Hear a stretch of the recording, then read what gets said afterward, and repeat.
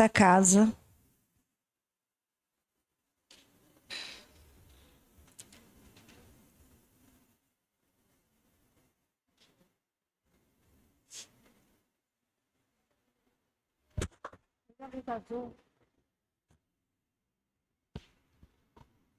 Obrigada, Nath. Obrigada.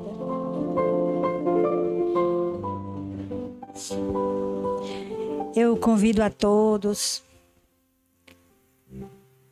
para nos mantermos nesse silêncio que ora nos encontramos. Não apenas no silêncio que os nossos lábios são capazes de fazer, mas também o silêncio mais importante, que é o silêncio mental. Silenciar as nossas mentes, acalmar os nossos corações, os nossos sentimentos. Sejam quais forem as dificuldades que a vida nos apresente neste momento, tenhamos a plena certeza de que o Mestre de Nazaré está conosco, que Ele nunca nos abandona. E por isso, vamos serenar, orar e entregar em suas mãos as dificuldades que para nós são grandes, mas que para Ele são pequenas e insignificantes. Vamos orar. Querido Mestre e amigo Jesus, sede aqui conosco, amigo querido da Galileia. Vós, que conosco aqui estivestes, para nos ensinar a amarmos, a sermos fraternos, a sermos irmãos, a entendermos que a luz envolve a todas as criaturas e que o amor do Pai é a lei maior que deve ser exercida na vida de todos nós, criaturas humanas. Senhor, faze-nos despertar em nós aquele grãozinho de mostarda da fé, e que uma vez que ela exista, podemos, através dela, movermos uma montanha daqui para acolá.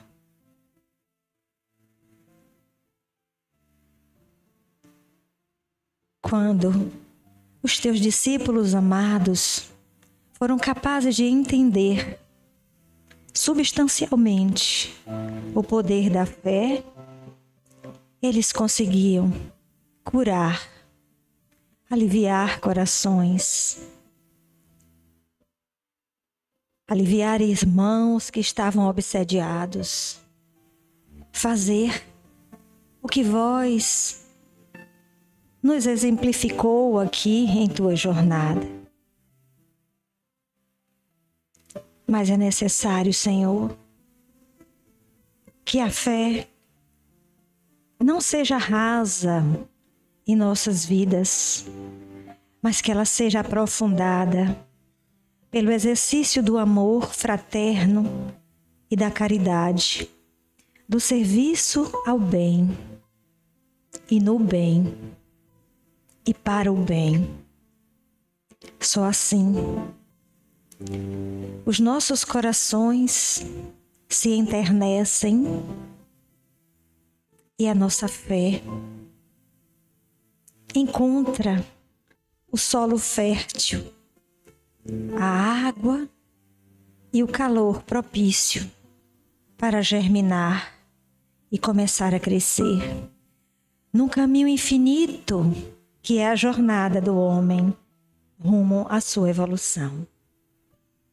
Que o nosso Mestre querido esteja aqui conosco, ilumine a nossa irmã e companheira desta noite, que vai nos trazer um tema de uma profundidade tão necessária para o bem viver aqui, com vistas à continuidade da vida, porque somos criaturas eternas.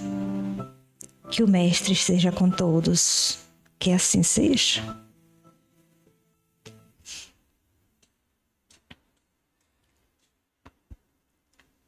Convidamos nesse instante a nossa irmã e companheira Marileide para nos falar sobre morrer não é o fim, não é, Mari?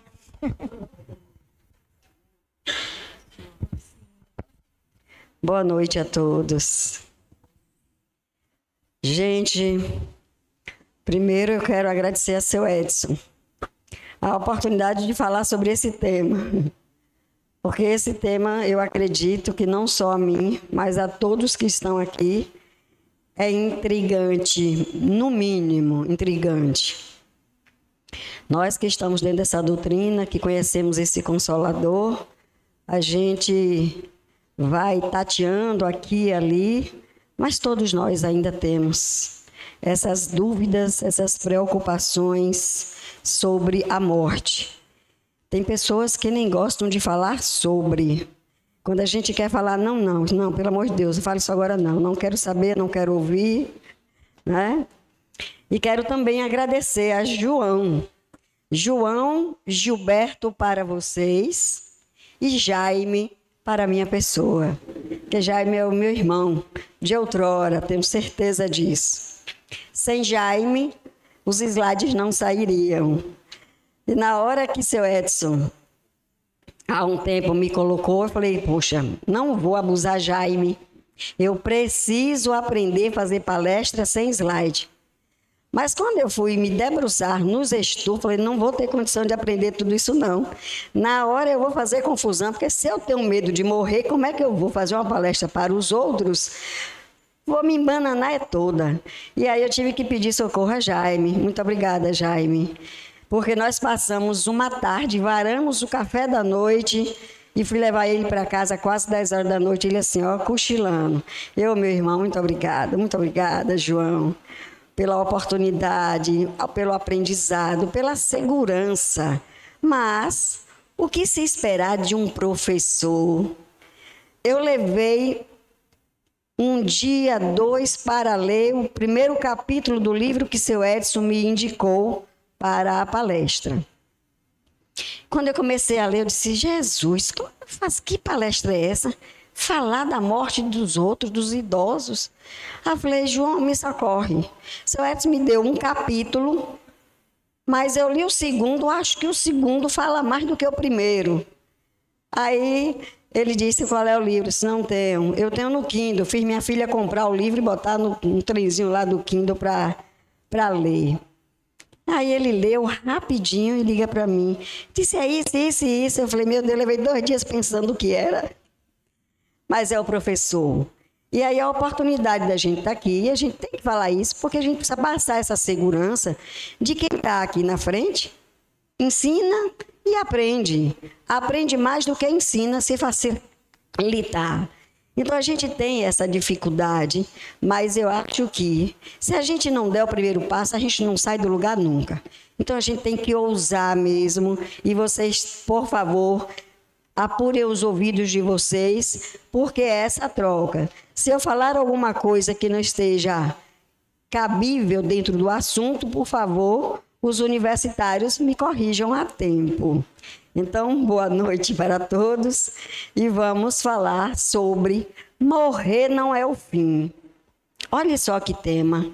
Como que a gente acredita que morrer não é o fim?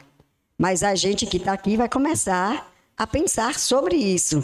E eu espero que todos nós que aqui estamos, inclusive eu, a começar por mim, cabecinha branca, um pouquinho mais velha do que muitos que aqui estão, que a gente possa ir para casa e a gente pense no que a gente vai escutar e pense como nós vamos proceder a partir de hoje.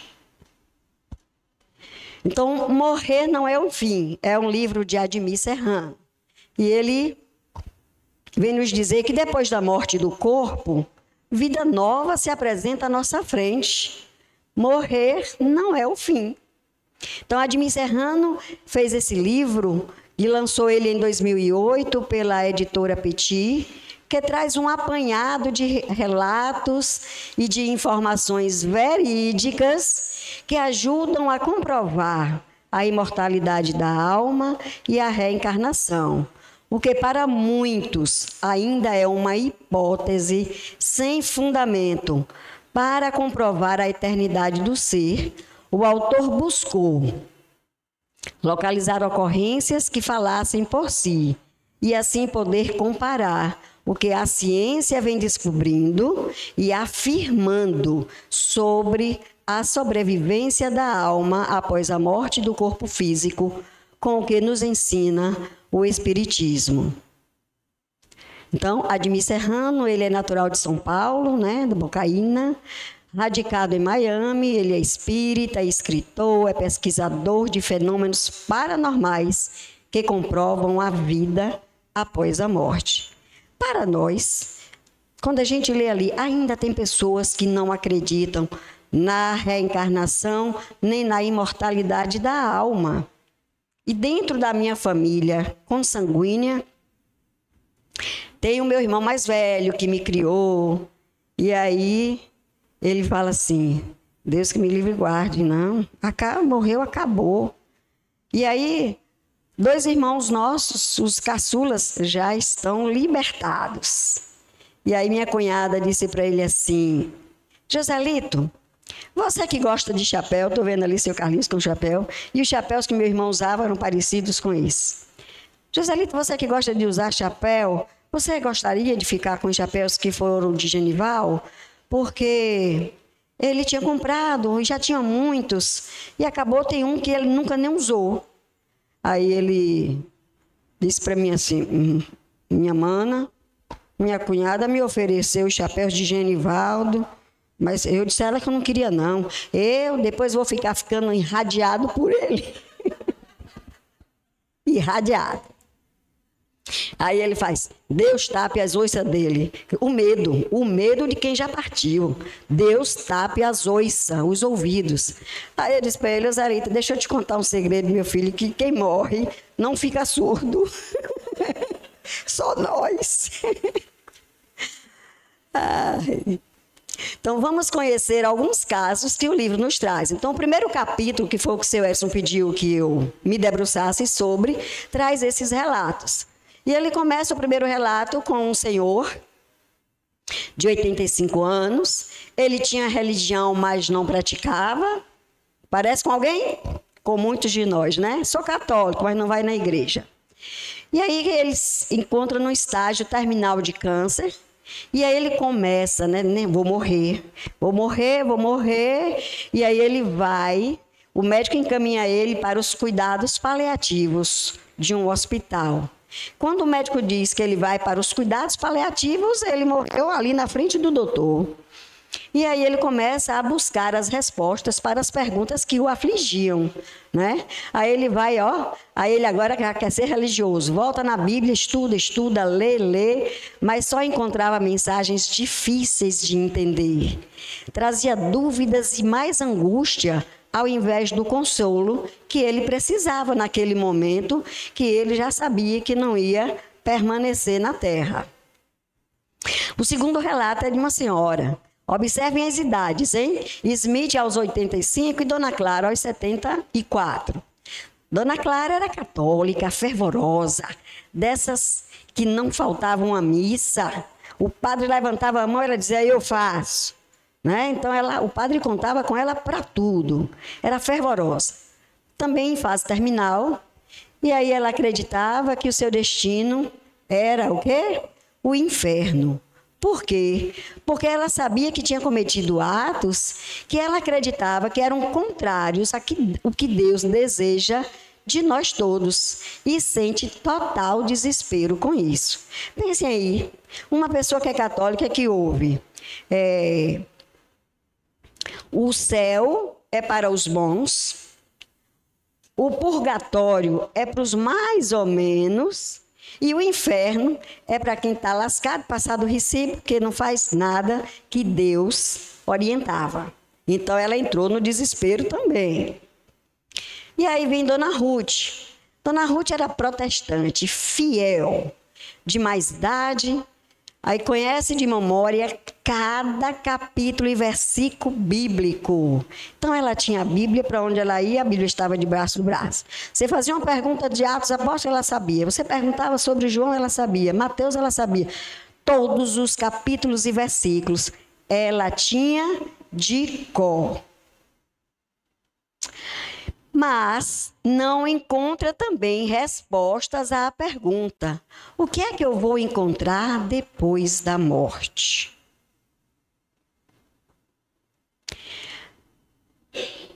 Porque tantas religiões não conseguem fornecer respostas ou mesmo conforto com relação ao medo da morte. E ainda nesse primeiro capítulo, ele também vai trazer relato de povos indígenas da América Central. E aí ele também conta a história de um cacique.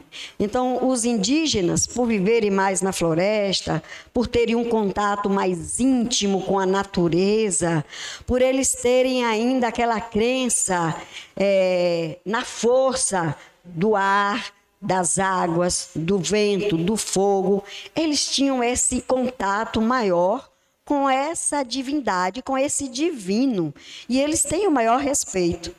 E o cacique adoeceu. Diferente desses 3 relatos, ele pediu à sua esposa que buscasse a sua roupa de guerra. A roupa que ele usava para sair com toda a tribo, para guerrear, para encontrar mais território. E a esposa assim o faz. Trouxe as botinas, trouxe todo o aparato, o cocá. Ele pintou o rosto dele e o corpo como quem fosse para uma guerra. Olha só. Reuniu toda a tribo, se despediu de todos, deixou as orientações de quem lhe substituiria, deu as coordenadas para a sua tribo, e aí foi e se deitou, num local que a esposa já tinha preparado, a esteira, porque ele sabia que daquela noite ele não passava. Quem de nós teria essa coragem?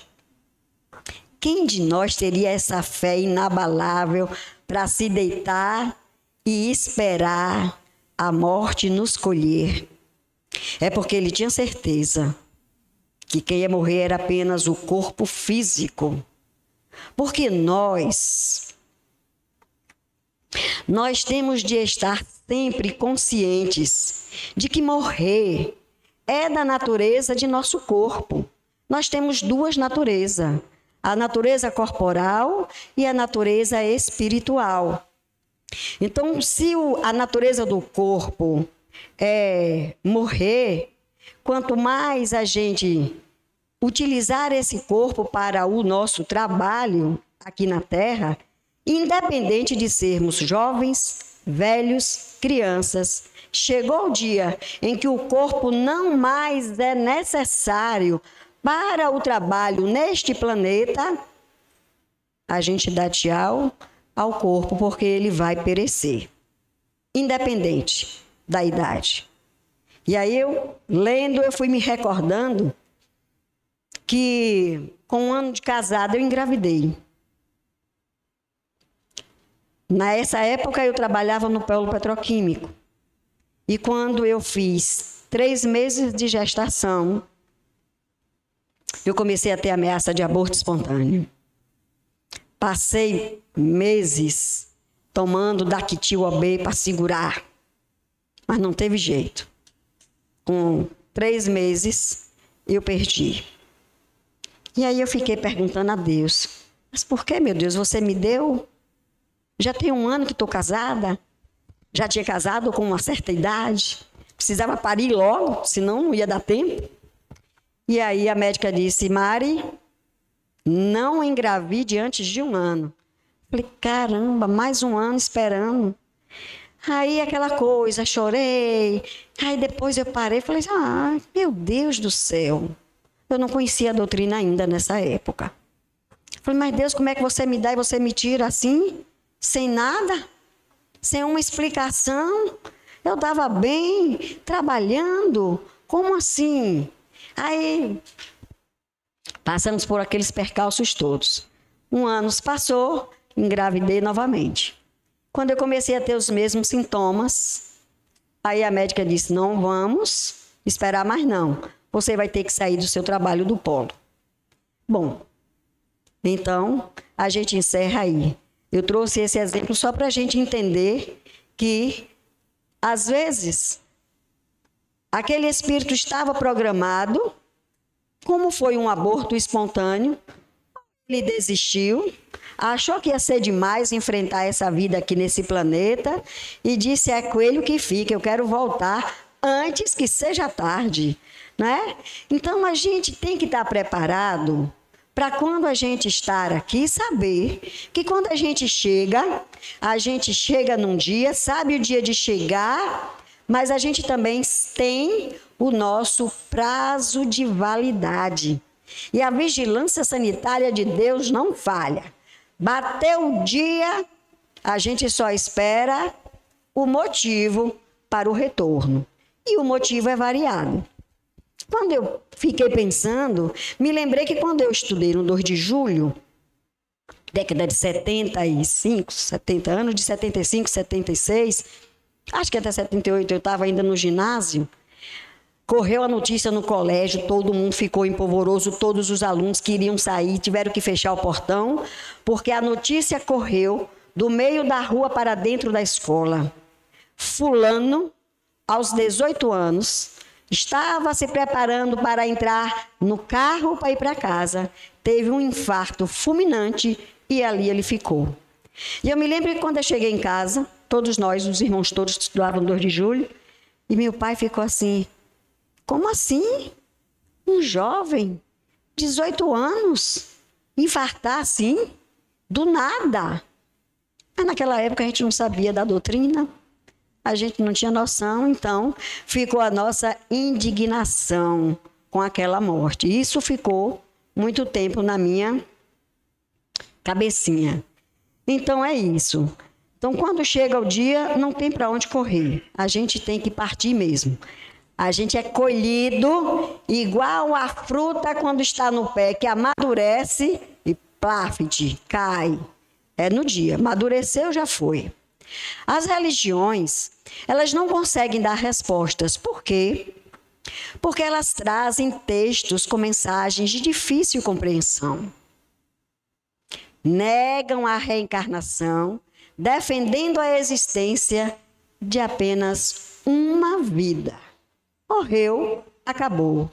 O meu pai que me criou, não era o meu pai biológico, mas ele dizia, tudo isso que você está me dizendo, Marileide, é bestagem. É bestagem. Aqui, morreu, acabou. Mas ele tinha dúvidas.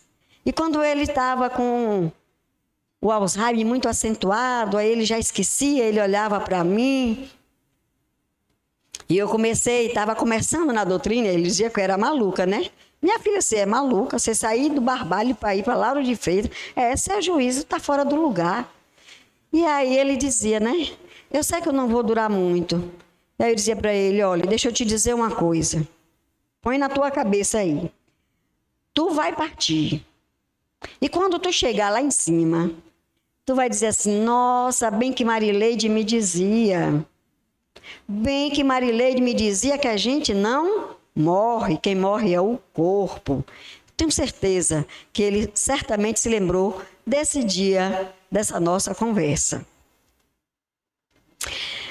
Doutrinam pela ameaça, essas outras religiões doutrinam pela ameaça ou pelo medo. Ou iremos para o céu, ou iremos para o inferno. E quando a gente é pequeno, o que é que as mães na época diziam para a gente? Menino, você não faz isso, que Deus não gosta, ele vai te castigar. Eu não te digo é nada, viu? Depois não reclame. Então a gente aprendeu a não amar a Deus. A gente aprendeu a temer a Deus. E uma amiga minha, quando o irmão dela subiu no telhado para fazer um concerto, era o dia dele, a fruta estava madura, embora estivesse jovem. Ele, papo, caiu do telhado, morreu. E aí eu encontrei com ela um tempo depois e ela disse assim: eu tenho certeza que ele está do lado do pai, dona Marileide. Sabe por quê? Porque ele era temente a Deus. Ele não amava a Deus, ele temia. Por isso ele tentava andar e fazer as coisinhas certinhas. Por quê? Porque ele tinha medo de quando ele morresse fosse para o inferno e não para o céu. Então criam a imagem de um Deus punitivo, rancoroso, vingativo, sem misericórdia. Deus é esse pai? Não. Deus não pode ser misericordioso com um filho e ser ruim com o outro, de jeito nenhum. A justiça de Deus é para todos. E aí a doutrina espírita é que vem nos ensinar isso. Que a gente precisa entender que Deus é bondade, que Deus é misericórdia e que Ele oportuniza a todos os seus filhos a chegar até Ele. Nós é que somos desobedientes ainda e insistimos em ficar traçando caminhos que a gente acha que é mais seguro. É aquela criança que ela tem os brinquedinhos, quando você toma um, o mundo acabou, porque era só aquele que ela gostava, embora tivesse vários. E por que temos tanto medo da morte? Quem tem medo da morte aqui? Levanta a mão. Quem tem medo? Olha, ali tem uma. Olha, quem tem medo? Todo mundo tem, né? Todo mundo tem. E quando eu tive que fazer essa palestra, eu disse, meu Deus, como é que eu vou dizer para eles que eu também tenho medo? Adiamos aceitar e adiamos em nos preparar para a morte, que é a única certeza da vida na Terra. E aí uma amiga minha perdeu, vou usar a palavra perdeu, porque é como ela se diz, perdeu o esposo. E ela não se conformava do marido ter partido para outra. E aí eu parei e disse a ela, aí eu falei, meu Deus, me dê sabedoria, Senhor, o que é que eu digo para essa criatura agora em sofrimento? Eu não posso dizer para ela, aceite, não dá, né? Você está naquela hora ali, aceite, não é bem assim, né? Eu já tive em 3 enrascadas. E aí eu fiquei pensando, falei, Jesus, meu irmão, meu mentor, me ajuda, me diz, me sopra aí o que é que eu posso dizer para ela. Aí veio o sopro. Eu disse, minha irmã, deixa eu te falar. Você viveu 50 anos casada, não é isso? Sim. Você se lembra quando o dia em que você se casou? Lá na hora de fazer os votos, na saúde, na doença, até que a morte os separe. Por que a gente se prepara para uma possível separação por outros motivos e não pela morte? Porque a gente se prepara para uma separação quando a gente se indigna com alguma atitude do companheiro ou da companheira, com a conduta. A gente dá, vamos separar, não é? Foi bem quando Edilson foi na minha casa pedir a minha mão e meu pai. E aí, eu tomei a frente. Eu falei, painho, ele veio aqui dizer que a gente vai morar junto, eu não quero me casar na igreja, mas a gente vai começar vivendo aí. Se não der certo, a gente separa. Se não der certo, a gente separa. Ai, meu pai olhou para mim, olhou para ele. Não entendi. Vocês já estão pensando numa separação que nem bem começaram? Então a gente se prepara para as possíveis separações, mas quando é a separação pela morte, a gente morre, né? Então, tá lá no primeiro dia que você se encontrou na igreja para as alianças, até que a morte os separe. E essa morte, hoje a gente compreende, enquanto estudantes da doutrina espírita, que essa separação ela é momentânea. Porque a gente vai ter que se encontrar para reaver todos os nossos entrelaçamentos de lá de trás. A gente tem que voltar, não tem para onde. Somos acomodados aos confortos que a vida material nos dá, mesmo quando temos uma vida difícil. Pegue aquela pessoinha que vive no casebre, que depende do vizinho para dar um pratinho de feijão com arroz ou um pratinho de feijão com farinha, e diga assim: ó, meu irmão, tu vai morrer para ver. Ninguém quer ir. Minha irmã disse: ô, Marileide, faz umas orações lá para Romério. Romério é o irmão de criação dela, né? Que nós somos gêmeos, mas cada um foi criada com famílias diferentes. Romério, desde os 4 anos de idade, tinha problemas, depois de uma convulsão, parou de falar. E aí, mas Romério morreu com 60, nós temos 65, ele morreu com 64, a gente tinha 63, era um ano de diferença. Romério vegetava. Aí eu visitava ele na casa de repouso, uma pele, sabe? Aquela pele que não tinha uma ruga, rosadinha, igual o bebê quando nasce. E aí Marlene disse: ô, Mari, ele teve uma parada de 8 minutos, o médico disse que não sabe se ele volta, que agora talvez ele já nem volte mais. E ó a Romério abrindo os olhão dele. Aí eu disse: Marilene, quando você for visitar, olhe bem dentro do olho dele e diga assim: Romério, a tua casa está caindo. Vai-te embora, meu filho, te liberta. E aí eu recebo o telefonema: Leidinha, que conselho foi esse que você me deu? Minha filha, quando eu falei isso, o Romério arregalou os olhos para mim, dizendo assim: é o quê? Eu tenho que morrer. Sem falar, ele falou com os olhos. Então ninguém quer morrer, por mais difícil que a vida seja aqui. A gente fala assim: a vida está ruim, a gente reclama, a gente briga, mas quem é que quer ir? Ninguém quer ir, ninguém. Nos apegamos excessivamente à vida material. E aí eu volto. Se nós temos essas duas naturezas, corporal e espiritual, por que ainda a nossa natureza corporal é mais ferrenha? Às vezes comanda mais do que a natureza espiritual.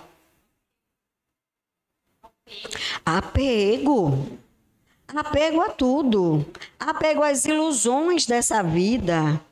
E aí a gente para e pergunta assim: mas Marileide, Deus teve esse trabalho de criar esse mundo maravilhoso, praias belíssimas, cidades, jardins, parques, né? Continentes. E eu tenho dinheiro, não posso ir? Pode. O problema é que a gente tem que aprender a dar a César o que é de César e a Deus o que é de Deus.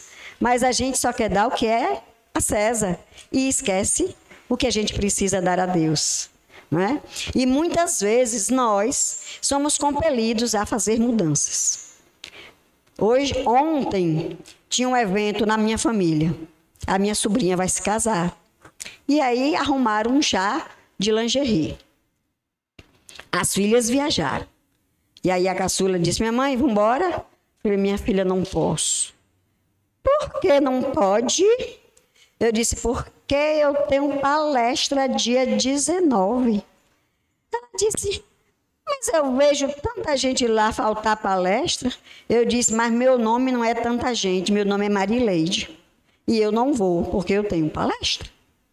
Então a vida nos convida a deixar as coisas de Deus em detrimento às coisas materiais. E aí é necessário que a gente tenha sabedoria. Porque quando alguém vai lhe instigando a deixar de fazer as coisas que é de Deus, às vezes a gente se apaixona e pega um bonde errado. Mas a gente precisa ter esse equilíbrio. A terra é bonita? É. Precisamos aproveitar? Sim. E por que não? Mas a gente tem que dar também o tempo que é de Deus. Quando a gente está aqui falando para os pais: tragam seus filhos para a evangelização, tragam. Porque a gente está vendo que os pais estão preocupados em ofertar a melhor escola para o conhecimento, as melhores oportunidades para aprender as línguas estrangeiras, porque a gente já é loucura que vai ter que aprender inglês, porque tem que fazer intercâmbio, porque tem que fazer isso, tem que fazer aquilo. E a criança hoje ela não brinca mais de tanta atividade que os pais preparam para serem alguma coisa lá na frente. Mas e cadê que a gente também não prepara as nossas crianças para entender sobre a morte, sobre o Evangelho, sobre Jesus? Isso fica relegado. Tem uma festa de 15 anos, tem um evento de juventude. Para onde o jovem vai? Para a festa de 15 anos, claro. Então a gente precisa buscar só, gente, o fiel da balança. O fiel da balança não pode pesar mais para a natureza material. Ela tem que estar em equilíbrio também. Porque qual é a nossa origem? O que é que lá na Gênesis diz? Nós, que estamos estudando a doutrina espírita, nós temos um saber. A gente sabe de onde a gente vem, a gente sabe para onde nós estamos e para onde nós vamos. E aqui a gente sabe, nós sabemos, que o tempo que nós estamos aqui na Terra é um tempo limitado. Pode ser um dia, pode ser um mês, pode ser anos, pode ser um século. Hoje nós temos uma longevidade. Observar as idades daquelas criaturas? Hoje a gente tem muita gente já nos 90 em diante. Então a gente precisa ter esse equilíbrio entre o material e o espiritual, porque a nossa essência é espírito. Nós somos espíritos vivenciando essa experiência humana para que a gente possa aprender e nos nossos retornos a gente leve o que de melhor a gente fez, mas a gente também vai levar o que nada fizemos. E quando a gente chega do outro lado, a gente tem o quê?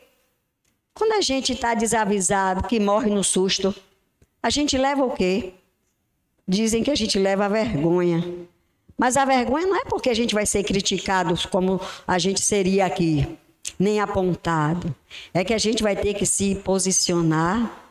E aí o mentor vai trazer ali o nosso contrato, como fizeram com Getúlio Vargas. Meu amigo, você fez um contrato. Desse contrato, você conseguiu fazer o quê? Aí é a vergonha da gente quando a gente olha para trás e lê o contrato e fala, nossa, Jesus, eu não fiz nada disso. Eu fiz tudo errado. E a gente se envergonha. Porque a gente não tem que levar títulos. Eu ocupei meu tempo com doutorado, eu ocupei meu tempo com mestrado, eu ocupei meu tempo viajando para estudar, para pesquisar. Sim, tudo isso é importante. Mas e o restante? O que era o principal? Era amar, acudir, acolher, socorrer. Dentro da igreja, dentro do centro espírita, dentro dos cultos evangélicos, dentro dos cultos afro. Todo lugar era para ser atendido. E é o que a gente não faz. Porque quando fala assim, tem mestrado e tem fazer a palestra no centro espírita. O que é que a gente escolhe? Estudar para o mestrado. Ou seja, eu não posso não. Vê outra data para ver se dá. A gente está sempre deixando para depois. Esse é o detalhe. E por que o Espiritismo é diferente? Vocês acham que o Espiritismo é diferente? Quem está aqui hoje já aprendeu um bocadinho a diferença da doutrina espírita? Tio Maurício, muito bem. A gente aprende. O Espiritismo ele é diferente. Como é que ele consegue nos dar alento e esperança? E como é que ele consegue tirar o medo da morte que nós temos? Como é que ele consegue tirar essa apreensão que a gente tem? E aí, em resposta à pergunta 959 lá do Livro dos Espíritos, os espíritos benfazejos responderam: a vida futura implica a conservação da nossa individualidade após a morte. Então, nós continuamos uno. Com efeito, que nos importaria sobreviver ao corpo se a nossa essência moral houvesse de perder-se no oceano do infinito. As consequências para nós seriam as mesmas que se tivéssemos de nos sumir do nada, no nada. Então, esse é o medo que nós temos, né? Eu vou morrer, os católicos, eu vou morrer, eu vou para onde, meu Deus? Eu vou para o céu, vou para o purgatório ou eu vou para o inferno? O evangélico, meu Deus, será que os demônios vão tomar conta de mim? Em todos os tempos, o homem se preocupou com seu futuro, para lá do túmulo. E isso é muito natural, sim, porque está na nossa ancestralidade, a nossa intuição de que há uma vida futura. Está gravado na nossa consciência. Qualquer que seja a importância que ligue à vida presente, não pode ele furtar-se a considerar quanto essa vida é curta e, sobretudo, precária, pois que a cada instante está sujeita a interromper-se. Nenhuma certeza lhe sendo permitida acerca do dia seguinte. Algum de nós sabe o que é que vai ser amanhã? A gente sabe que estamos aqui, mas a gente não sabe se da madrugada um de nós vai adoecer, um de nós vai tomar um susto, um de nós vai ter um impacto no coração e baixar ao hospital. A gente não sabe. A gente não sabe. Que será dele após o instante fatal? Quem assistiu o Ghost lembra, né? O cara morreu, o espírito correu atrás do cidadão que o matou. O corpo ficou lá estendido no chão e o espírito correndo igual um doido atrás. Eu vou te pegar, eu vou te pegar. Então, questão grave esta, porquanto não se trata de alguns anos apenas, mas da eternidade. Aquele que tem de passar longo tempo em país estrangeiro se preocupa com a situação em que lá se achará. Como então não nos havia de preocupar a em que nos veremos, deixando este mundo, uma vez que é para sempre? A ideia do nada tem qualquer coisa que repugna à razão. O homem que é mais despreocupado, seja durante a vida, em chegando o momento supremo, pergunta a si mesmo o que vai ser dele e, involuntariamente, nutre esperança. Quando a minha sogra adoeceu, ela resistia de ir para o médico. E um dia a filha disse, você hoje vai, nem que a gente tem que te amarrar, mas hoje você vai para o médico. E aí, o médico arregalou o zoião quando viu alguns sintomas e sinais. Ela falou assim, temos que pedir exames. E aí, lá se vai eu e Edilson para Camaçari. E aí ela sempre, porque ela achava que eu trabalhava na saúde, ela achava que eu sabia tudo. Aí ela olhou para mim e a netinha dela disse, eu tô com uma dor de barriga, eu tô com um negócio esquisito. Aí ela olhou para mim, deu risada para a neta e disse assim, Marileide, será que eu também vou morrer disso? Ela nem sabia. Será que eu também vou morrer disso? Aí eu falei, não, mas sossegue, a vida é longa. Não podia dizer a ela que era preocupante o estado dela, né? E depois eu conto o resto. Crer em Deus sem admitir a vida futura seria um contrassenso. O sentimento de uma existência melhor reside no foro íntimo de todos os homens, e não é possível que Deus aí o tenha colocado em vão.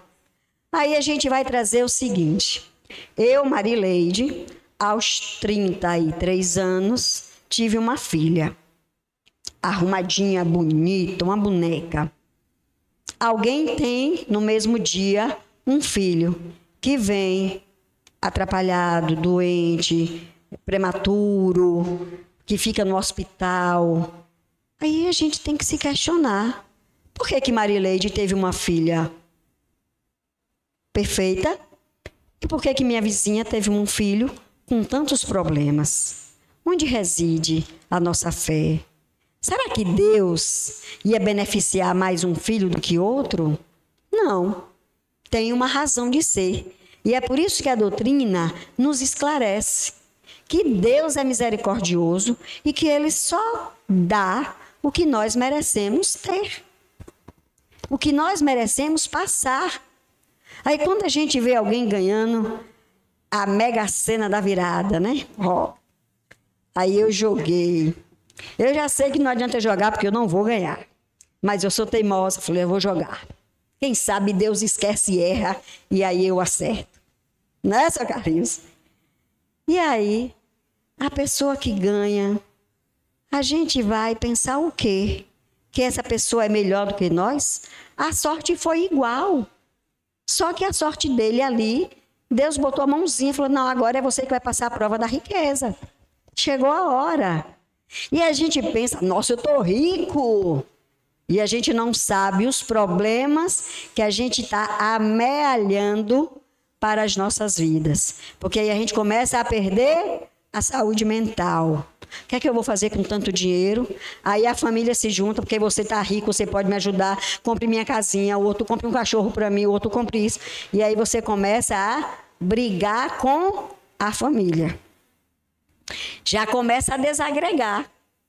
Então essa riqueza vai trazer benefícios? Vai depender de como ele use. E aí Deus dá a riqueza para uns, a pobreza para outros, para que a gente consiga aquele fiel da balança, da natureza material e da natureza espiritual, para que a gente use o nosso bom senso. Outro detalhe importante que a gente encontrou lá no capítulo 1, da segunda parte do livro, que é do céu e o inferno. Nessa parte vai falar justamente sobre o passamento, né? A passagem desta vida para a outra vida. A confiança na vida futura não exclui as apreensões da passagem desta vida a outra. Não exclui.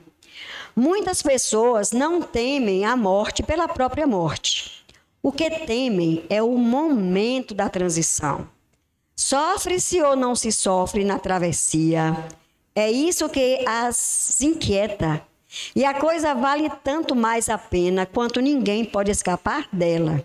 Ninguém, nenhum de nós, nem rico e nem pobre, escapa do dia marcado para o retorno. Pode-se dispensar uma viagem terrestre, mas aqui, ricos como os pobres, devem dar esse passo. E se esse passo é doloroso, nem a posição, nem a fortuna poderiam suavizar-lhes a amargura. Quantos ricos a gente vê no hospital e o dinheiro não serve para nada? Como é nessas apreensões, diante de um momento em que você toma um susto? E aí eu vou contar, não quero que ninguém ria, por favor. Lá em 2019, eu e o marido resolvemos conhecer Rio de Contas. Essa época, eu tinha um Fiestazinho ruim que só, mas ajudava, era bom. E aí a gente foi para a experiência de ficar hospedado na casa em cima de uma árvore. Aí Edilson já começou a empacar. Esse negócio de subir em árvore não dá certo. Meu filho, tem a escada. Pelo amor de Deus, bora fazer uma coisa diferente. E aí lá se vamos eu e ele para Rio de Contas. Mas a gente não queria viajar com o carro vermelho, o Fiesta. E aí Joelma estava com o carro e ela tinha dito para mim, ela estava se organizando para viajar para Portugal, morar em Portugal. E ela disse assim, minha irmã, esse meu carro é você quem vai comprar. Eu falei, Jó, não vou ter dinheiro, minha filha. Vai. Esse carro é seu, não vamos conversar sobre isso. Ele é seu. Aí eu olhei para ela e disse, pô, já que ele é nosso, ela está dizendo. Ela disse que eu posso pagar como eu puder. Então eu vou sugerir a Joelma que me empreste o carro para a gente não viajar com o Fiesta, que está meio velhinho, e a gente viaja com o dela, que a gente já experimenta a máquina. E aí, Jó, pode ser? Pode. O seguro do carro está em dia, minha irmã está atrasada, pode deixar que a gente bota em dia. E aí partimos para Rio de Contas. Ficamos não na cidade, mas 9 quilômetros além, que era numa fazenda. E todas as noites a gente vinha para a cidade para assistir os festejos de carnaval. Lindíssimo, carnaval maravilhoso, gente bonita, a cidade bem trabalhada, bem enfeitada. E aí todos os dias a gente ia, né? Para meia-noite a gente voltava. Último dia da festa, no dia seguinte a gente já retornaria para Santo Antônio de Jesus. E aí, eu não sei o que deu na cabeça de Edilson, que ele estava dirigindo, e aí ele baixou a cabeça para mexer no rádio. E eu, como copilota, que isso, Edilson? Que isso, Edilson? Pelo amor de Deus, Edilson, você tem no precipício, Edilson. E ele levantou a cabeça, a gente estava na beira do precipício, gente. Aí meu coração já ficou, imagine a apreensão. E aí eu disse, como é que você faz isso? Tá doido? Pode o carro. Só que a estrada era de terra. Se ele não tivesse a experiência de um caminhoneiro velho de guerra, eu acho que a essas alturas a gente estava debaixo d'água. Ele perdeu o controle do carro.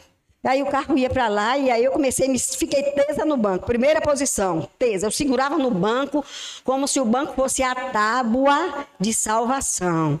E eu gritava, Jesus, Jesus, meu Deus, eu vou morrer. E aí ele com uma mão só e a outra assim, ó, que ele tinha medo de eu meter a mão no volante. E ele segurando a mim e eu gritando lá e ele com a mão só. Aí o carro ia para o precipício, beijava e voltava para o outro. Aí, quando eu descobri que o precipício era muita água, era um diacho de uma... Como é que a gente chama? Uma represa. Quando ele chegava no beiço, eu dizia, Valéria, meu Deus, eu vou morrer agora. E aí passa um filme na mente. Primeiro filme que passou, meu Deus, o carro não é meu, eu não paguei. O carro é de Joelma, meu Deus, o carro é de Joelma. Meu Deus, como é que ela vai descobrir que o carro dela está debaixo d'água? Aí eu pensava, meu Deus, minhas filhas, eu não me despedi de minhas filhas, minha Nossa Senhora. O que vai ser de minhas filhas sem mim? Elas precisam de mim, meu Deus, toma conta, meu Deus, não deixa eu morrer não. E eu em desespero. E ele voltava para o outro lado. Quando ele voltava para o outro lado, me aliviava o coração, porque não ia cair dentro da água, né?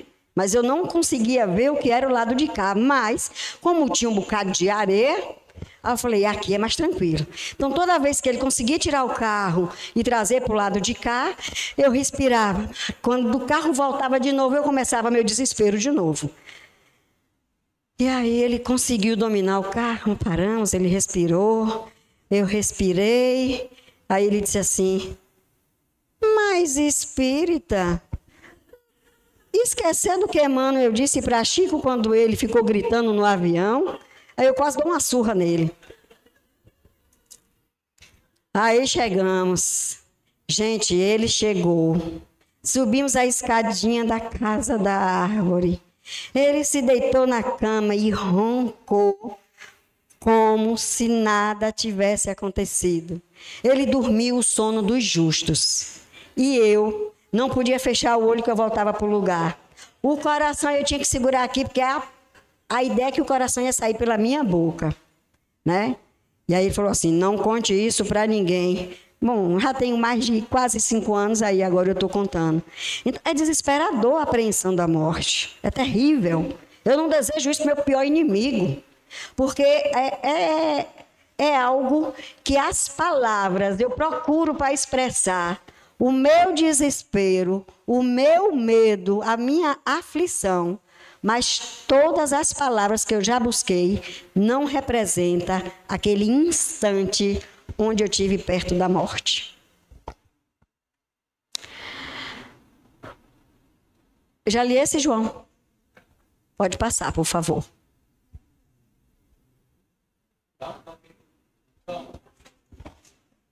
Ó, não gostaram que eu contei, estão aí travando.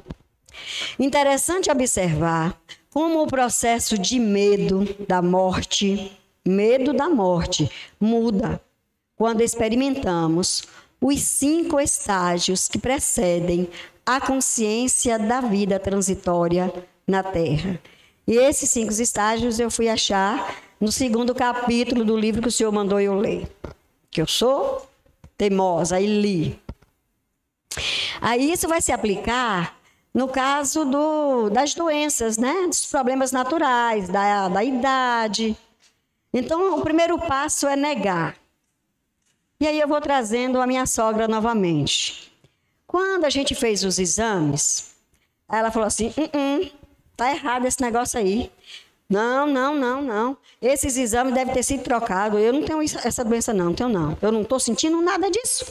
Não. Vamos ter que ouvir a opinião do 2º médico, do 3º médico, do 4º, do 5º, do 6º e por aí vai.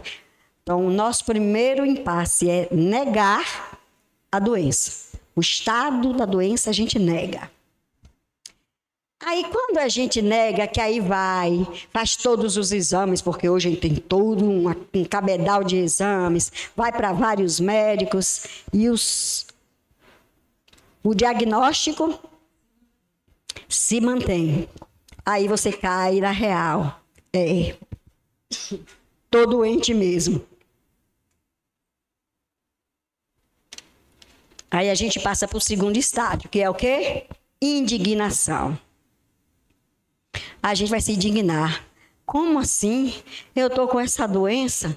Eu, que trabalhei a vida toda, que sustentei meus filhos, que nunca pedi nada, nunca roubei nada de ninguém, nunca tirei nada de ninguém. Por que, meu Deus, que eu estou doente? Por que, meu Deus, que essa doença me pegou? Por que logo eu? Tanta gente aí ruim neste mundo e não adoece, só eu adoeço. É a indignação. Mas a doença está lá e vai evoluindo. A gente entra no estágio da negociação. Aí a negociação, eu vou trazer o meu irmão caçula, um policial militar, mas ele tinha, infelizmente, o vício do álcool. E aí, ele passou mal, saiu de Monte Santo, veio para o Santa Isabel, e aí fomos eu e minha irmã acompanhar. E aí o médico tinha dito a ele que o fígado já estava nas últimas. E fez a pergunta a ele assim, seu Genivaldo, o senhor tem esposa? Tenho, sim, senhor. Tem filhos? Tenho 3 filhas. Tem netos? Tenho um neto, pequenininho ainda. E o médico olhou para ele nos olhos dele e disse, o senhor deseja acompanhar o crescimento desse seu neto e dos outros que virão? Sim, doutor, quero, afirmou com veemência. Então, quando o senhor sair de alta do hospital, o senhor não pode mais beber. Não, senhor, eu vou seguir a risca. No dia da alta, doutor, o senhor tem certeza que eu não posso beber nada? Aí o médico ficou pensativo e falou assim, olha, seu Genivaldo, se o senhor for uma pessoa disciplinada, de vez em quando, o senhor pode tomar um cálicezinho de vinho. Ah, pronto, não, pode deixar, eu vou me cuidar. Voltou para Monte Santo. Meses depois, Marilei, teu irmão, está no hospital de novo. Aí, não antes deles do hospital, nós fomos lá passear. E ele deu aquela escapulida, ele e o marido, deram uma escapulida. Aí ele disse, Terezinha, foram para onde? Deve estar ali no Badidito. Mas como assim? Vou lá. Eu vou lá ver o que é que eles estão fazendo. Aí quando eu cheguei, eles tomaram aquele susto. Nossa, ela veio mesmo. E aí eu estou vendo um cálice, que não era um cálice. Gente, tinha um diâmetro deste tamanho, cálice. O cálice cabia exatamente uma garrafa de vinho. Aí eu olhei para ele, botei a mão e disse, Genivaldo, eu não estou acreditando. O médico disse que você podia tomar um cálice. Mas minha irmã, isso aqui não é um cálice? Levou na brincadeira. Aí eu disse, olha, problema é seu. Meses depois, ele piorou. Veio para a Feira de Santana. Aí fomos visitá-lo no hospital de Feira de Santana. E aí ele estava vendo um negócio feio pro lado dele. Falou assim, minha irmã, você pode dar aquele negócio que você dá em mim? Aí eu disse, dou, meu irmão. Eu vou lhe dar um passe. Mas antes, eu vou lhe dizer uma coisa. Você é desobediente por isso, por aquilo. Né? Aí agora você pede passe, agora que você já está aí acabado de guerra. Aí eu disse, pelo amor de Deus, o homem está morrendo e tu está brigando. Eu disse que é para ele saber o que é que ele fez de errado. E aí, ele sentia tanta dor. E ele já sabia que ele não estava nada bem. Aí ele começou a negociar. Meu Deus, oh meu Deus, se o Senhor me der mais uma chance, eu lhe prometo que eu não bebo, eu lhe prometo nem chegar perto de um bar. Eu disse, agora não adianta negociar com Deus, você já fez tudo errado. Então agora eu vou lhe dar seu passe e você converse com Deus aí, eu pedindo perdão a Ele pela sua desobediência. A negociação, achando que Deus ia negociar com ele. Ele já não estava bem. Para ele negociar, ele já sabia que o negócio não estava bom para ele.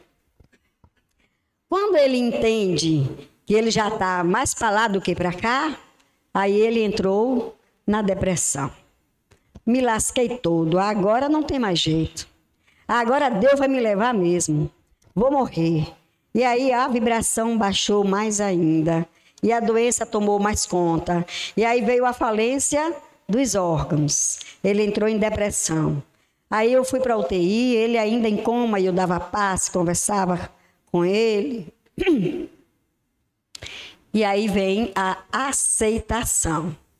Agora não tem mais jeito, agora é aceitar. Porque quem não tem remédio, remediado está. Né? E passou pouco tempo, ele retornou. De vez em quando eu converso com ele. E aí, meu irmão, como é que você está aí, meu filho? Se cuide, vai estudar, para quando você voltar, você ter um pensamento diferente. Isso é importante. Porque a gente não pode só pensar nessa conversa no dia 2 de novembro, que é o dia de finados. Para a doutrina, todos os dias é dia de finados. Assim como todos os dias é dia dos pais, é dia das mães, é dia do amigo, é dia do namorado, todos os dias. Mas a gente escolhe um dia, porque nesse dia, dia dos namorados, todos os namorados se encontram, se confraternizam. No dia das mães, todos os filhos apresenteiam suas mães, abraça, beija, fala que ama. O dia dos pais, a mesma coisa. Não é diferente do dia 2 de novembro, que é o dia dos finados. Então, nesse dia a diferença é que mais gente mentaliza, mais espíritos se unem para dar um lenitivo àquelas famílias que ainda sentem, que não estão ainda consoladas. Então, a gente pensa, é mais gente pensando. Podemos passar por esses estágios por decisão pessoal, mas é raro. Normalmente só os conhecemos em processos dolorosos das doenças. Como é que a gente chegou na doutrina? Eu, Marileide, cheguei pela dor. E vocês? Aí eu fico conversando com Deus, meu Deus, quando eu voltar, quando eu for e voltar, me põe no lar espírita para eu começar desde cedo, quem sabe? Mas com tantas orientações claras, porque o espiritismo é claro, né, gente? Vocês concordam que a doutrina explica passo a passo, lhe dá sua regra de conduta, a gente é que é desobediente e não segue? O espiritismo é claro. Com tantas orientações claras, por que muitos de nós, espíritas, ainda tememos a morte? Marileide, ainda tem medo da morte. Porque ainda somos muito imperfeitos. A resposta está lá no Livro dos Espíritos. Questão 961. Qual é o sentimento que domina a maioria dos homens no momento da morte? A dúvida, o temor ou a esperança? Qual é o sentimento que mais prevalece na hora de fazer a travessia deste mundo para o outro? A dúvida está para os céticos. Aqueles que não acreditam na vida corporal, acabou, morreu, já foi. Então, para onde eu vou? Vou para o inferno? Vou para o purgatório? Vou ficar vagando? Tem uma irmã minha que tem medo de morrer, porque, meu Deus, Maria, eu vou ficar vagando sem saber, sem achar o lugar para ficar. O temor nos culpados. O sentimento da culpa. Por que a gente tem culpa? Porque a gente sabe que não está fazendo as coisas de acordo com o que Jesus nos ensinou.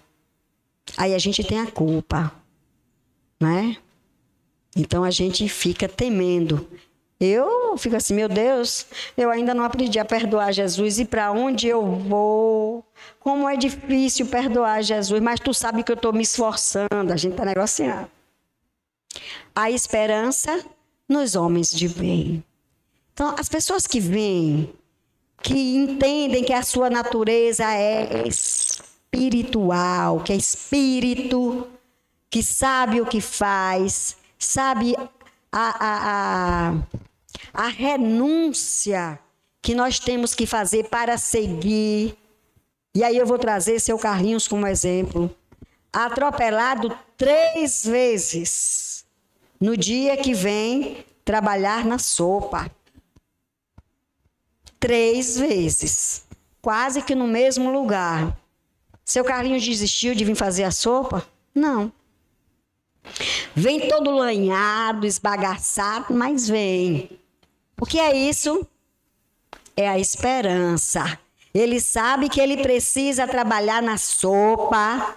Ele pode não entender que lá atrás ele desencaminhou todos aqueles que vêm encharcados do álcool, encharcados de outras drogas, encharcados pela falta de dinheiro, de dormir na rua, no relento.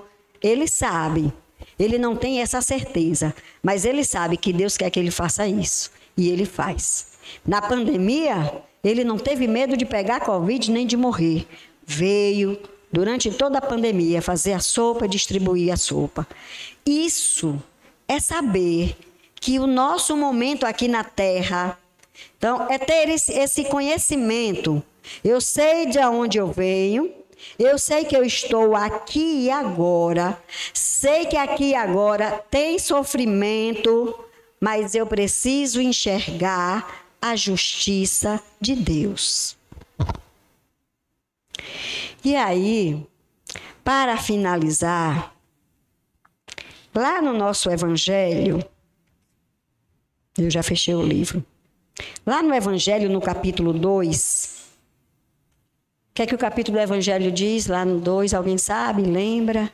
Meu reino não é deste mundo. Olha lá, Jesus veio nos dizer isso. E tem o item, se eu não me engano é o 7, que é o ponto de vista. E aí lá diz assim, o Espiritismo dilata o pensamento, ele expande o nosso pensamento e lhes rasga horizontes novos, mostra a solidariedade que conjuga todas as existências de um mesmo ser. Ou seja, ele reforça que nós estamos indo e voltando. Nós já temos muitas existências. Então, ele conjuga essas existências no mesmo ser. Todos os seres de um mesmo mundo e os seres de todos os mundos. Então, Deus está no controle de tudo. E aí, para fechar, André Luiz,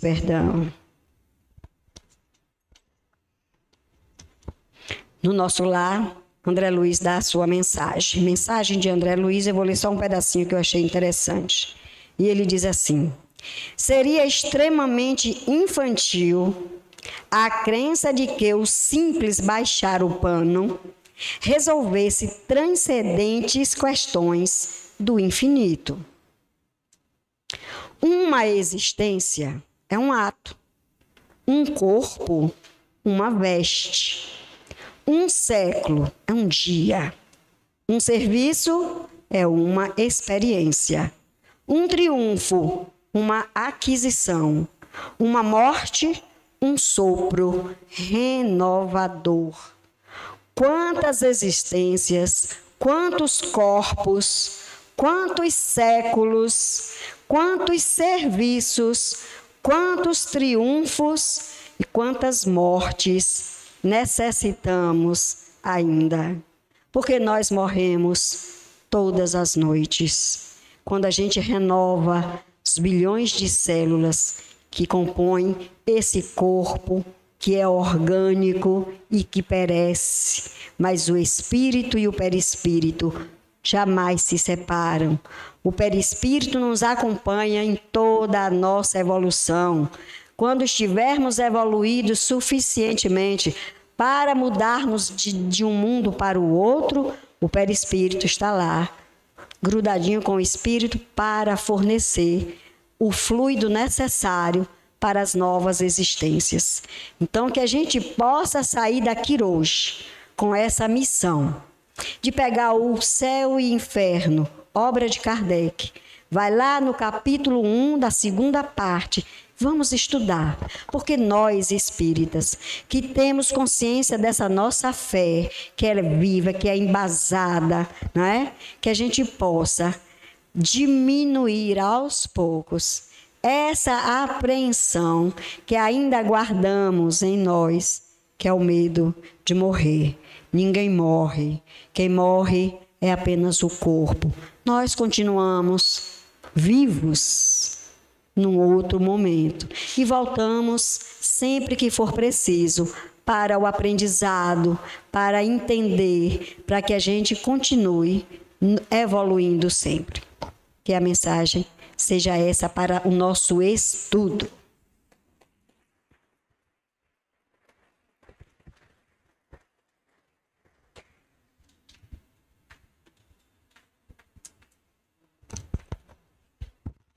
Obrigada, Mari. Excelente reflexão, não é, sobre um tema que tem que ser realmente trazido com leveza, porque faz parte da nossa realidade, não é? O que o nosso irmão Kardec nos traz: nascer, morrer, renascer ainda e progredir sempre. Tal é a lei. A imortalidade da alma é um dos pilares da doutrina dos espíritos, que nos convida a entendermos que somos seres eternos, chegamos e voltamos infinitas vezes, tantas quantas sejam necessárias, neste ou em outros orbes que já habitamos, mais inferiores que a Terra e mais superiores que ela, quiçá um dia, porque esse é o objetivo de todos nós que somos espíritos, não é? Então, entender que é apenas um processo que se finda, como se nós encerrássemos um dia de trabalho e fôssemos nos dirigir para a nossa casa para descansar depois daquele longo dia exaustivo de trabalho, para abrirmos os olhos no outro dia para uma outra oportunidade, para um dia novo, para a convivência com os nossos companheiros de trabalho, com os nossos irmãos de sociedade e familiares. Então, Gene, temos um aviso importante para darmos. Amanhã, a nossa casa completa mais um ano de vida. São 54 anos de luz que esta casa estabelece nesta cidade. É um ponto de amorosidade, de acolhimento, não é? Um ponto de socorro que os nossos irmãos pioneiros, que enfrentaram todas as dificuldades naquele momento, a sociedade não tinha a mesma aceitação que tem hoje a respeito da doutrina dos espíritos, e eles foram bandeirantes, não é? Abrindo a selva bruta para estabelecer, então, uma doutrina de tanta luz e de tanto amor. Amanhã nós vamos confraternizar e vamos comemorar 54 anos de existência da Sociedade Espírita José Pititinga. 20 de janeiro.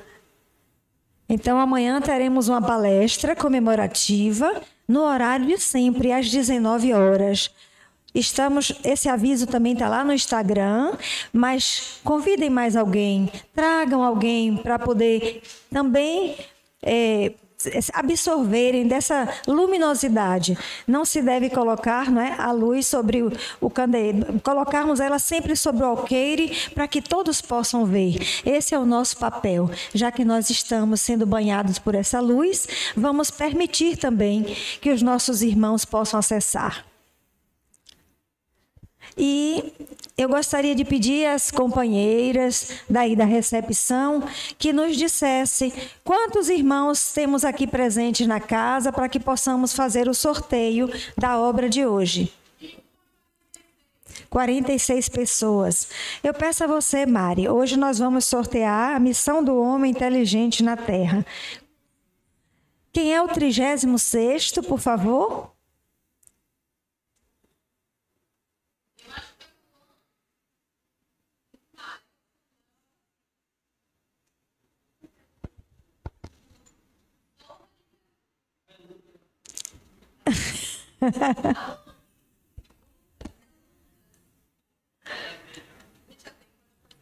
Então outro número, Mari. 24, quem é?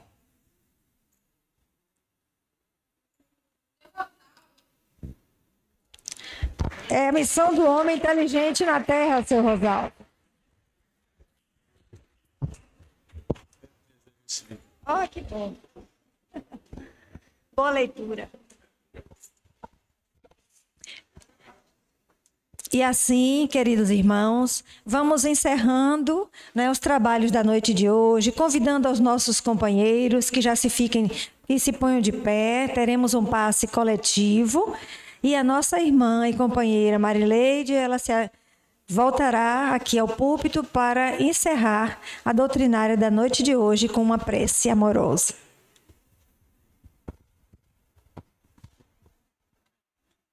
Fechemos os nossos olhos, que possamos respirar para nos sentirmos presentes aqui nesse salão e que possamos pedir ao Mestre Jesus e aos benfeitores desta casa que todo o amor seja derramado sobre nós todos, para que possamos sair daqui com as nossas consciências mais despertas para essa luz, para esse pilar de orientação, para que possamos seguir os passos daquele que nós denominamos como nosso mestre, nosso guia e modelo. Que não seja ainda nesta encarnação, porque ainda estamos dando passos lentos e vacilantes, qual criança que começa a engatinhar, desbravando os terrenos que para estas crianças parecem imensos, a sala, o quarto. Assim para nós, essa vida que a gente pensa que é enorme, que estamos garantidos, que a gente possa lembrar sempre que a nossa origem não é deste mundo material, mas o nosso reino é do mundo espiritual. Que possamos balancear os nossos pensamentos, que possamos ter a certeza das nossas emoções arraigadas, melhorando a cada dia, com a compreensão que vamos recebendo dessas reflexões de irmãos que aqui chegam, que já nos passam com tanto carinho as experiências vividas. Que Jesus abençoe a nós todos. Abençoe todos aqueles que se encontram nas ruas, nos seus lares ainda atormentados, nos hospitais, apreensivos naquele leito, que possamos ter essa certeza de que morrer não é o fim. E, na verdade, morrer é a renovação de todos os dias. Que o amor de Jesus esteja em nossos corações. Que assim seja.